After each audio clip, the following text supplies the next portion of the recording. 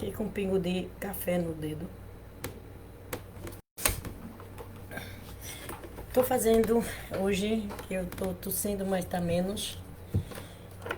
E eu vim do encontro do MTC, foi muito bom. O pessoal ia me falar sobre o Pai Celeste, é muito bom. E vamos continuar nossa leitura de João, só falta 2 capítulos, acho que no próximo eu vou ler os 2 juntos. É João 19, falta o João 20 e 21. Eu não vou fazer os 2 juntos porque ainda estou tossindo muito e cansando. É uma parte muito triste, contada mais uma vez.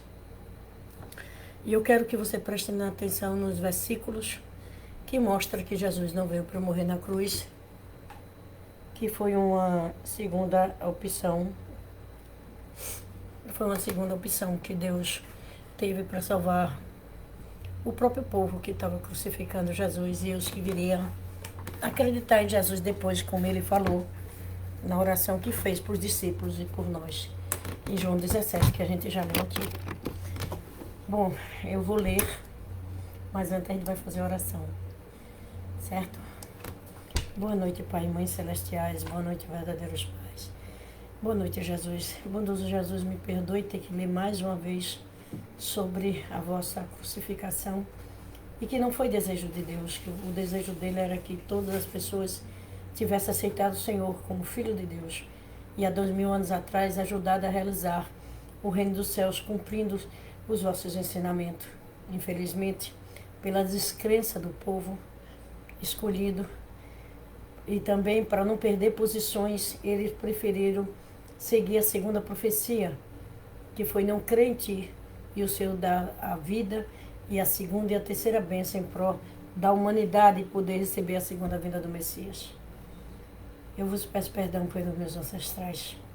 O Senhor sabe quanto eu te amo, como o Senhor é importante na minha vida e como o Senhor me ajudou a encontrar a segunda vinda. Como o Senhor deixou que eu não ficasse de fora. E eu sou eternamente grato ao Senhor por isso. E espero que as pessoas entendam o sofrimento do seu coração e o coração do Pai Celeste, para que eles acordem e não repitam as mesmas coisas que fizeram na sua primeira vinda.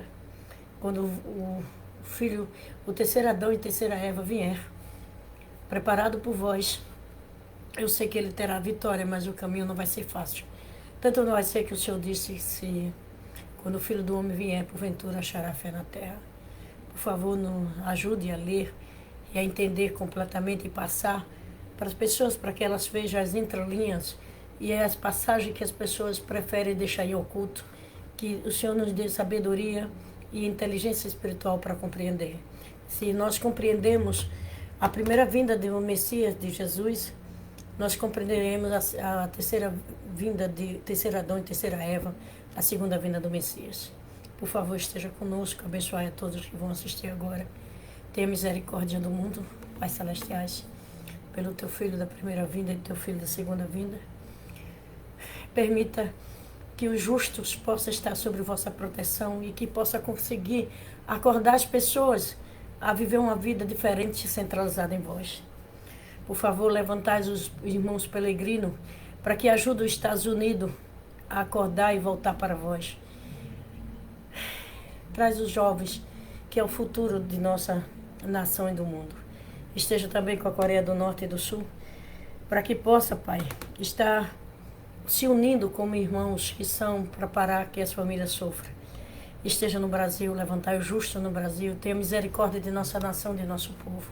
Toma posse dessa nação que tem promessa vossa aqui, que se realize, que possa ser celeiro do mundo, de um mundo sobre o vosso domínio e o vosso amor, e não sobre tiranias nem satanismo, Pai. Por favor, acorda nossas autoridades, coloca para elas sentirem a responsabilidade de estar nos postos, ajuda a elas e as protege dentro de vossa providência, Pai.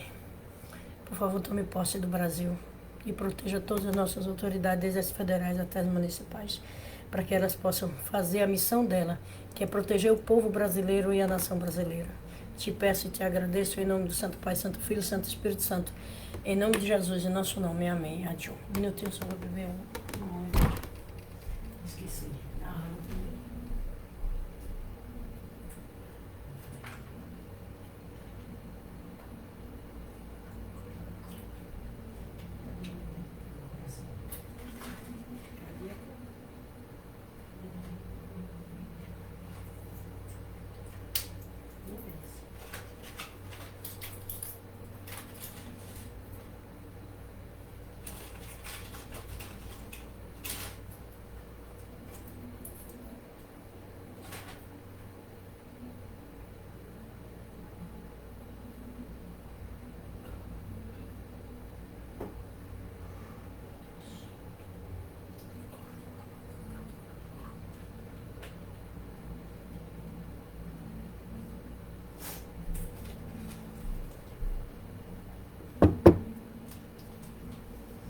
voltei procurando remédio.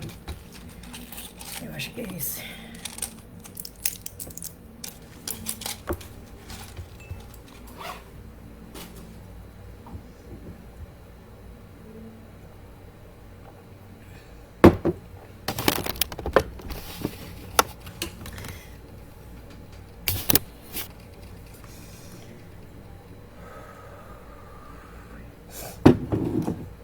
Vamos lá, começar a ler.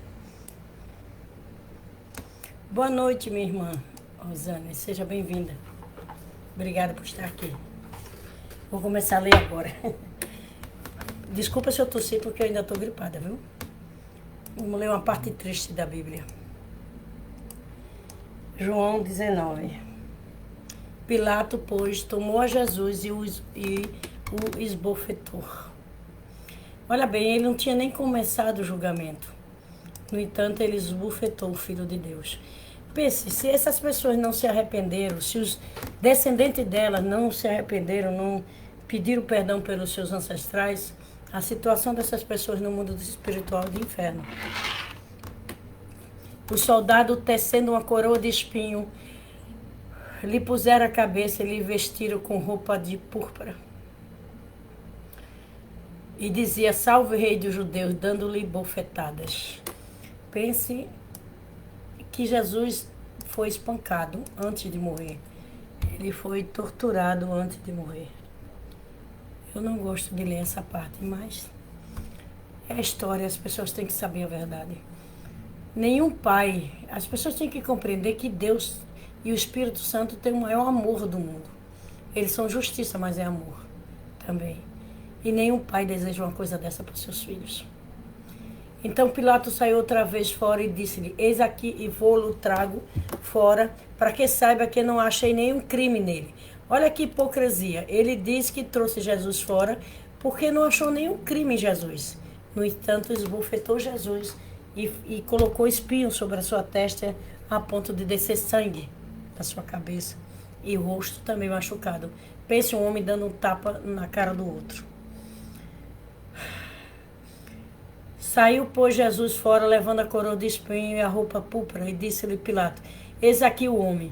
Vendo, pois, os príncipes dos sacerdotes, olhe bem quem entregou Jesus, os que deveriam recebê-lo, os príncipes dos sacerdotes. Ele. E os servos clamavam, ele e os seus servos clamavam, dizendo, crucifica-os. Crucifica-o. E disse a Pilato, tomai vós a crucificai, porque eu não vejo crime. Toma-vos. Ou seja, Pilato disse, crucifique você, porque eu não vejo nenhum crime nele. Mas os judeus, os sumos sacerdotes, os servos e os judeus, disseram, nós temos uma lei, segundo a nossa lei, deve morrer, porque se diz filho de Deus. Quer dizer, ele estava sendo condenado por dizer a verdade. Jesus estava sendo torturado por dizer a verdade. Jesus foi crucificado e torturado por ser verdadeiramente o Filho de Deus. E os que conheciam a Bíblia, como os sumos sacerdotes, os escribas, os fariseus, eles sabiam que Jesus era o Messias por todos os sinais da Bíblia, por tudo que a Bíblia previu que ia acontecer e que aconteceu com Jesus. Ele não escolheu nascer lá, mas ele nasceu de uma virgem, de uma pessoa preparada. Tudo foi dito na Bíblia, aconteceu. Então ele sabia que Jesus era o Messias. E Pilatos, quando viu essa palavra, mais uma vez aterrorizou-se, não a ponto de deixar Jesus ir, né? Ele teve medo, porque ele sabia também que não tinha nenhum crime, que Jesus era inocente. Entrou outra vez na audiência e disse a Jesus, de onde tu és? Mas Jesus não respondeu. E disse-lhe, pois, Pilatos, não me falas a mim? Não sabe que eu tenho poder para te crucificar e tenho poder para te soltar? Respondeu Jesus. Nenhum poder terás contra mim, se de cima não te fosses dado. Ou seja, você só está aqui me julgando, porque infelizmente o povo meu não me aceitou. Então eu estou dando a vida por ele. Então você vai me julgar, e mesmo eu sendo inocente, porque eu renunciei minha vida, minhas bênçãos, pela humanidade, em outras palavras. Porque Deus permitiu que a segunda profecia quando Moisés, no Monte da Transfiguração, falou com Jesus, Jesus aceitou dar a vida dele por nós. Como ele disse, eu dou, ninguém toma, eu dou para depois tomá-la. Porque ele pegou, espiritualmente ele estava com Deus. Ele não podia pegar fisicamente o corpo, porque é natural que o corpo, depois de morto, né, dessa sepultura. A não ser Lázaro, porque estava para ele dar testemunho do poder dele sobre a vida e a morte. Mas aí, olhe bem o que Jesus disse: nenhum poder terás contra mim, senão de cima não te fosse dado. Mas aquele que me entregou a ti, o pecado ele tem, né? Tem. Ou seja, quem foi que entregou Jesus? O sumo sacerdote, os fariseus, levíticos. Esse pecado ele tem por ter crucificado o Filho de Deus. Se fosse vontade de Deus, Jesus diria que ele pecou? Mas Jesus disse aqui que ele pecou.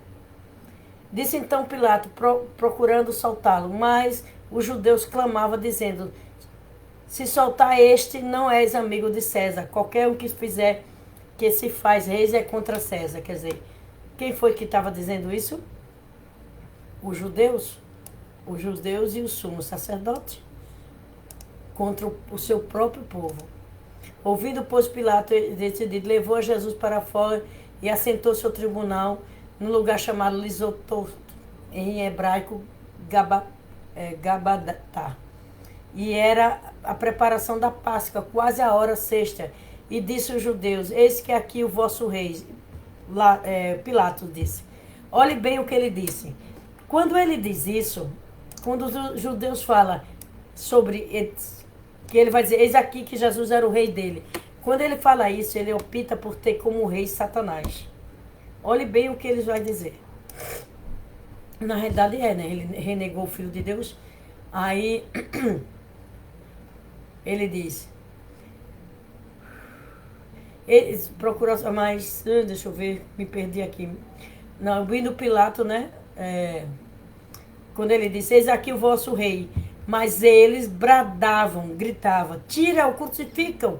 E disse a Pilato, hei de crucificar o vosso rei? Pilatos pergunta a ele, vou crucificar o vosso rei? Olha o que eles disseram. Responderam os príncipes dos sacerdotes. Quem respondeu a Pilato foi os príncipes dos sacerdotes. Que fique bem claro isso, porque ele conhecia a lei e sabia quem era Jesus. Ele diz, não temos rei senão a César. Quando ele escolheu César por rei, ele escolheu Satanás para governá-lo. Depois vocês ficam sabendo porque houve tanta desgraça até hoje. Então, consequentemente, entregou-lhe para que fosse crucificado. E tomaram Jesus e o levou. Ou seja, o povo de Deus, que deveria ser de Deus, levou o Filho de Deus à crucificação. E levando ele às costas na cruz, seguiu para o chamado caveira, em hebraico, Gogotá, onde a crucificaram com ele outros dois, um de cada lado e Jesus no meio. Pilato escreveu em um título e pô-lo em cima da cruz. Estava escrito, Jesus de Nazaré, o rei dos judeus. Era real isso, mas ele colocou como deboche. E o povo cuspia quando lia isso. E muitos dos judeus leram esse título porque o lugar onde Jesus estava crucificado era a próxima cidade. E estava escrito em hebraico, grego e latim. E dizia, pois, os príncipes do sacerdote dos judeus a Pilato, não escreva rei dos judeus, mas que ele disse, mas aí o Pilato disse, mas é o que ele disse, eu sou o rei dos judeus. Mas eles não queriam que escrevesse, mas era verdade. E essa verdade ficou escrita na história. Respondeu Pilato, o que escrevi, escrevi. Ou seja, vai ficar aí. Tendo, pois, o soldado crucificaram Jesus, tomaram suas vestes e fizeram 4 partes, para cada soldado uma parte. E também a túnica, porém, de tecido todo de alto e abaixo, não tinha costura. E disseram, pois, uns aos outros, não rasgaremos, mas lançaremos sorte para ver com quem ficará, para que se cumprisse a escritura. Repararam entre si minhas vestes e sobre as minhas vestiduras lançaram sorte. Ou seja, até isso se cumpriu e os sacerdotes não se arrependeram. Os sumos sacerdotes não se arrependeram. Juntou a cruz de Jesus, estava, ó, junto, ela não estava perto, ela estava ao lado da cruz de Jesus. A sua mãe e a irmã de sua mãe, e Maria de Copas, que era a esposa desse homem, e Maria Madalena. Ora, Jesus vendo a sua mãe ali, e que os discípulos a quem ela e os discípulos a quem ele amava estava presente, e disse à sua mãe: Mulher, eis aí teu filho. Ou seja, cuida deles agora, porque Maria não seguiu Jesus até então, começa a seguir depois da crucificação. E depois disso os discípulos: Eis aqui tua mãe. Desde aquela hora os discípulos a receberam em sua casa. Ou seja, os discípulos começaram a cuidar da mãe de Jesus e a receberam, porque Jesus assim o pediu. Mesmo na morte, Jesus se preocupou, mesmo que ela não seguiu ele antes, que ela ficasse amparada. Depois, sabendo Jesus que já todas as coisas estavam terminadas, para que se cumprisse a escritura, disse: Tenho sede. E estava, pois, ali um vaso cheio de vinagre, e encheram uma esponja e pô-lo no isopo e lhe chegaram à boca. E quando Jesus tomou o vinagre, disse: Está consumado. Inclinou a cabeça e entregou seu espírito. Ou seja, ele faleceu. Os judeus, pois para que o sábado não ficasse o corpo na cruz, visto que era a preparação da Páscoa, é uma hipocrisia. Você mata uma pessoa sabendo que ela é inocente, viola a lei de Moisés, não levantarás falso testemunho. Eles violaram todas as leis de Moisés, e mesmo assim, porque era a Páscoa, eles pediram para quebrar as pernas e tirar logo dali para enterrar. É uma hipocrisia, uma cegueira espiritual fora do comum. Pois era grande o dia de sábado. Rogaram a Pilato que ele quebrasse as pernas e fosse tirado. Foram, pois, os soldados, na verdade, quebrar as pernas do primeiro e o outro. Com ele foram crucificados, dos dois. Mas, vendo a Jesus, vendo já morto, não lhe quebraram as pernas. Contudo, os soldados lhe furou o lado com a lança e logo saiu sangue e água. E o cientista fala que o pericardo... Boa noite, Laura, seja bem-vinda. Que o pericardo, que é a pele que cobre o coração, só enche d'água quando a pessoa tem uma tristeza muito grande e uma dor muito grande. Então, Jesus estava completamente sentido e sofrido no momento da sua crucificação. Por isso saiu água com sangue do seu coração. Continuando. Aquele que o viu testificou, e o seu testemunho é verdadeiro. E sabe que é verdade o que diz, para que também o vos creias. Porque isto aconteceu para que se cumprisse a escritura, que diz: nenhum dos ossos será quebrado. Ou seja, eles não quebraram, e tudo que o Velho Testamento disse foi cumprido, mas mesmo assim eles continuaram cegos. Outra vez diz a escritura: verão aquele que o transpassou. O que fureu Jesus viu que ele era o Cristo. Depois disso, José de Arimateia, que era o discípulo de Jesus e era rico, né, era um senador, por medo dos judeus, era oculto, seguia Jesus ocultamente com medo dos judeus. Rogou a Pilato que lhe permitisse tirar o corpo de Jesus, e Pilato lhe permitiu. Então foi tirar o corpo de Jesus. E foi também Nicodemos, que era um sumo sacerdote. Aquele que Jesus conversou com ele e falou, né? Falou um monte de coisa. E falou que não podia falar de coisa celeste, ele nem entendia coisa terrena. Aquele que anteriormente se dirigia à noite a Jesus, levando quase 100 antates e um composto de mirra e alhos, que era para a preparação do corpo de Jesus. Então, quem fez a preparação do corpo de Jesus foi Nicodemos, um senador e romanos, e um sumo sacerdote chamado José de Arimateia, que era o senador, e o sumo sacerdote Nicodemos. Ok? Tomaram, pois, o corpo de Jesus e envolveram em lençóis com as especiarias, como os judeus costumam fazer na preparação para o sepulcro. E havia uma horta naquele lugar onde fora crucificado, e no horto um sepulcro novo, que era de José de Arimateia, em que ainda ninguém tinha sido posto. E ali, pois, por causa da preparação dos judeus, pois está perto aquele sepulcro, puseram Jesus. Me diga se não é de cortar o coração. Deus prepara a vinda de Jesus por 4.000 anos. E quando o Filho de Deus chegou no mundo, Satanás já tem tomado o coração daqueles que deveriam receber seu filho. Mesmo com todas as provas bíblicas, eles preferiram o ouro do templo e a posição de quem entregar tudo para o Filho de Deus. Né? A próxima parte vai ser a ressurreição de Jesus. Então essa é a leitura de hoje. Vai ficar gravado, Laura. Aí você pode voltar e assistir. E eu acho a parte mais triste da Bíblia, esses livros, quando conta pior, né? Que os 3 livros contam bem pior. O sofrimento de Jesus, por ele ter dito a verdade que era o Filho de Deus. E por causa disso, nós passamos os últimos 2000 anos sofrendo na mão do inimigo de Deus. E só aqueles que se ligaram a Jesus, cumpriram suas palavras, poderão encontrar a segunda vinda. Ele diz isso, né? Na Bíblia, eu já li nos 3 livros. Então vamos orar. Boa noite, Pai e Mãe Celestiais. Boa noite, verdadeiros pais, Jesus. Nós lemos agora, Pai, o maior erro da história humana, a crucificação de vosso Filho, que veio realizar o reino dos céus na terra. E como vemos tanto em Mateus, Marcos e Lucas e agora em João, ele falou para Pedro que não pôde realizar o reino dos céus, porque ele disse: Pedro, entrego a ti a chave do reino dos céus. Tudo que ligares na terra será ligado nos céus, e tudo que ligares na terra será ligado nos céus. Cabe a nós cumprir as palavras de Jesus deixadas pelos discípulos, nos ligar a palavra e cumprir, como ele diz: quem é meu amigo cumpre as minhas palavras, pratica as minhas palavras. E nós praticarmos para receber então a segunda vinda, e nos ligarmos e começarmos a construir o reino dos céus que começa em nós, como ele disse: o reino dos céus está dentro de nós. É nossa mudança, nossa maneira de ser, nossa maneira de tratar os outros, sermos honestos, sinceros, e poder, Pai, fazer o bem, como o Senhor fez a nós, nos protegendo até a segunda vinda do Messias. Nós te agradecemos, Jesus, por não ter desistido da humanidade, por ter dito aquela palavra que salvou o mundo de ser 100% de Satanás.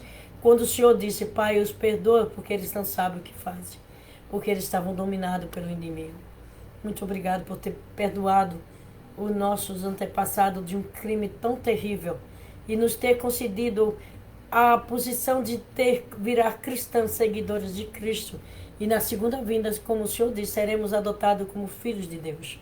Nós somos filhos adotivos e um dia seremos filhos verdadeiros dos pais celestiais através da segunda vinda. Obrigado por tudo, Jesus. Por favor, esteja com as pessoas que estão assistindo agora e que irão assistir depois. E através dele, levanta também a família para que eles possam estar junto, de pé, diante do Filho de Deus. Abençoe e proteja a todos que irão assistir, Pai. E nos dê força para praticar a vossa verdade, as vossas palavras, a palavra também do completo testamento. Te peço que eu abençoe, guie e guarde. Em nome do Santo Pai, Santo Filho, Santo Espírito Santo. Em nome de Jesus, em nosso nome. Amém. Adiu. Desculpa, eu não tenho a empolgação de ler essa parte, porque ela me deixa muito triste. Não é uma coisa que eu possa controlar. Porque é muito triste saber que nós podemos estar em um mundo bem melhor se o Filho de Deus não tivesse sido crucificado, cumprindo sua segunda profecia. Como Paulo diz, né, que a gente ainda vai ler, 1 Coríntios 2,8. Nenhum príncipe desse mundo conheceu. Se tivesse conhecido, não teria crucificado o Senhor da glória. Em vez do Senhor da glória, Jesus se tornou o Senhor do sofrimento. Uma boa noite e até amanhã. Que o Pai Celeste esteja com cada um de nós. Que possamos estar cada dia mais perto dele, praticando as suas palavras, sendo preocupado em fazer o bem, independente de quem seja a pessoa. Boa noite. Fique todos na presença do Pai Celestiais. Amém também, Laura.